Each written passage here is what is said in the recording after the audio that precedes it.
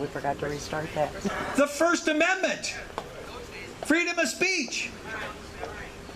And the one that really gets me, and most people don't understand, the freedom, Congress shall make no law regarding, right? Isn't that what that says? The freedom of speech, the freedom of religion, and here's the clause that's probably the most important part of that. The free exercise thereof. How is that not as plain as can be? The free exercise. You cannot stop me from exercising my freedom of speech and my freedom of religion and the free exercise thereof. But yet, they did so. They prosecuted Chief Justice Roy Moore, and they removed him from office because he says in his statement, you can read it, the complete transcript is out there to read. They said, well, are you going to recognize God? He says, I must recognize God, the lawgiver. Amen. And so they prosecuted him, and they removed him from office. Guess who was the prosecuting attorney? A Republican, I believe the name was Ken Starr, who was elected as a staunch conservative, was the prosecuting attorney against Chief Justice Roy Moore. Guess who was the governor of the state of Alabama? And forgive me, his name is Bill something. But anyway, again, elected as a staunch conservative Republican. The only communist Democrat that there was there was the judge, who was Democrat. Who was the sitting president of these United States of America at that time? President Bush. Again, what? Conservative, Republican. When I discovered that betrayal, I took all my paperwork that I was going to, and what happened was I was sitting at home doing a little bit of my research like I was doing, and there was another party called the Constitution Party, and they were holding a rally at every state capitol steps in support of Chief Justice Roy Moore. I went to their website and I read through it. I'm like, oh, I have found my new home. They meet all of my requirements. And so I took my paperwork up to the Republican County chairman, and I took them and laid them on his desk, and I tore them up before I put them on his desk, and I said, I am no longer a Republican. So I say that because, as Brandon had said, basically, what I have discovered is the Republican Party and the Democrat parties are two wings of the same bird flying in the wrong direction. One is actively destroying our country, and the other is basically passively destroying it. Oh, giving great lip service. Oh, we want to destroy Roe v. Wade and all that stuff. Well, they had the majority many, many, many years ago. The supermajority could have squashed it instantly, and did they? The answer, as you know, the answer is no. So that whole thing, and then I started doing a little bit of constitutional study, and and a lot of why I joined the Marine Corps again was for that oath to support and defend the Constitution against all enemies, both foreign and domestic. Well, so I felt like I had spent 22 years fighting the foreign enemy, but little did I know the most evil and vile enemy of our Constitution was the domestic one. So while, yes, I did spend it, and yes, I thanks for the gratitude of my service, But I am going to tell you what I do today is far more important than those 22 years I was willing to give my life on the line. Because why?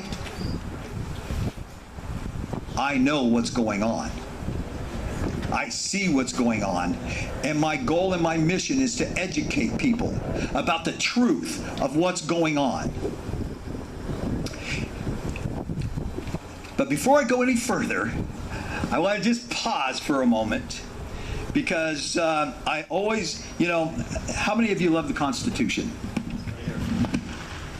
Okay, most of you. How many of you know the Constitution? I've got a couple of you, okay. My predecessors here from last year and that probably know where I'm going with this. But I'm going to challenge you about what you know about the Constitution. Normally when I go to talk about the Constitution, I usually read through it. It's about a 30-minute read through the whole thing. And one of the things that I discovered, especially the big example of this, was in 2012 during they were passing a law, and they did pass the NDAA, the National Defense Authorization Act of 2012. Now, 2012 was just 2 years after 2010, right? What happened in 2010? Tea Party took over the House. Okay, Tea Party took over the House. And how well did that work out for everybody? They did a 180 on everybody. I tell you, without exception, I can go through every single one of those and point to you unconstitutional voting. And one of my heroes, because he was in the military, was the congressman out of Florida, Colonel West. Remember him? Yeah. Okay. He voted for NDAA. Now you say, well, of course he did. It's the National Defense Authorization Act. But when you read through it, I have the text on my website, Constitutionally Correct. The text of it, part of it said that marshals and sheriffs, law enforcement, can arrest you and detain you anywhere they want to for any length of time they want to without a warrant for arrest or due process. Anybody. So I'm going to ask this question. Article 1, if you don't have a constitution, get one back there. Article 1, Section 8. Article 1, Section 8 is the dues for Congress. What most people don't understand is that Article 1, Section 9 is the do nots. Congress, you do not get to do this. And what that is that Article 1, Section 9, and it's about the third clause. If you have this Constitution, it's on page 8. It says, no bill of attainder or ex post facto law shall be passed. Does anybody know what an ex post facto law is? After the fact. Now, just below that, let's see, where is it? Oh, and just before that, in the same clause, is bills of attainder shall not be passed. Does anybody know what a bill of attainder is? Anybody want to take a shot at it? Okay, bill of attainder. Attainder comes from the root word to taint. Apparently, there was a problem with this in Mother England that they didn't want to have happen here. Apparently, what they would do is they would pass a law and say, Randy is guilty of being a traitor. They would pass legislation that says Randy is guilty of being a traitor. He did this, this, and this. And not only is he a traitor, but tomorrow at high noon, he will be hung. That is a bill of attainder. Now remember what I said about the legislation that came out. in the National Defense Authorization Act that was passed, that almost every single one of people who said, I'm going to stand for the Constitution when all others fall, voted for the National Defense Authorization Act, because we need to fund our military, right? To go out and do all these wonderful things they're doing around the world, right? When the bill of attainder is actually what happened in the National Defense Authorization Act, when they said that law enforcement can arrest you without due process of the law. They have said, you are guilty. We are going to deprive you of either your life, your liberty, or property, whatever that is, without the due process, and for as long as we want. That is a bill of attainder. They allowed you to be tainted, be allowed for you to be arrested and taken off and carted and executed for all intents and purposes. Has our government thrown out our Constitution? Right there is absolute proof of it.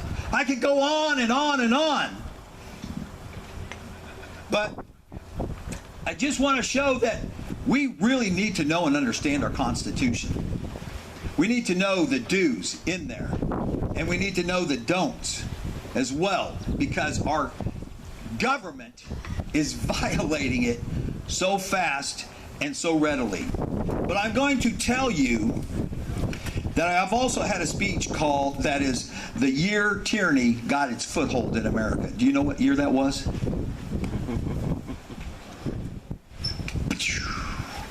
1913 was the year that tyranny got its foothold in America, with the very first passing of the 16th Amendment.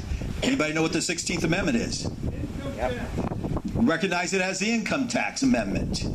Well, without going over it extensively, the 16th Amendment says Congress can tax us without regard to source of income. Before 1913, your wages could not be considered a source of income. It was a trade for labor. So it wasn't quote-unquote income. The second part and third and kind of the fourth part all deals with representation. It says that Congress can tax us without regard to can't say it. Why am I? Apportionment. It can tax us without regard to apportionment. What does apportionment mean? Spread out evenly. Fair representation. They can tax us out without regard to a census or an enumeration. What's the purpose for a census or enumeration? Most people say it's so they know how to tax us. Representation. Representation, that's the only purpose for a census or an enumeration, is to count the people, to know how they can fairly apportion the representation. So in essence, the 16th Amendment says what? Congress can tax us without regard to representation. What was the number reason why we went to war? What was the motto? No taxation without representation. Mother England was taxing us without regard to representation, and now we got it in the Constitution. And I dare say they were not taxed, not even remotely close to what we're being taxed today. Not even remotely. And they went to war and killed people because of the lack of representation that government was providing for them. Well, 1913, then the 17th Amendment was passed by popular vote, and that changed the senators from being elected by the states and now being elected by the popular vote. And they knew that if the states still was electing their two representatives to the federal government, you know that's what used to happen, right? the legislature used to appoint or vote in our 2 representatives to the federal government. It also used to be an honor to serve, and it wasn't a job. Right. Why would they do that? States' rights. They were protecting the state's interests before the federal government. Once they changed that, they no longer represent the states. We no longer have that protection because we got such a well-educated electorate, right? That keeps voting. We're so angry. We don't want him to be here. And yet what we do? Re-elect him. Brilliant. They knew that the 16th Amendment would not stand if the states still said, no, federal government, you don't get to have that money. That money is ours. It's staying here within the state. They'd have squashed the 16th Amendment just like that. Because what's the root of all corruption? Money. Money. They want the money here, not over there, where they can't touch it. Well, then the last thing. You know what the last thing that happened in December of 1913 is? Federal Reserve Act. That's right, the creation of the Federal Reserve Act. Now, if you don't understand that those 3 pieces of the puzzle fit very neatly together, you should go take a look. And as the gentleman earlier said, do your own research. I did my own research. And the very first person I ever interviewed on internet broadcasting was a guy by the name of G. Edward Griffin. Anybody know who that is? Oh, yeah. What did he write? Creature from Jekyll Island. The Creature from Jekyll Island. Very first person I interviewed. And he demonstrates how in 1910 this very secretive meeting took place. And guess who this meeting was? A lot of politicians. Rich bankers. And rich bankers.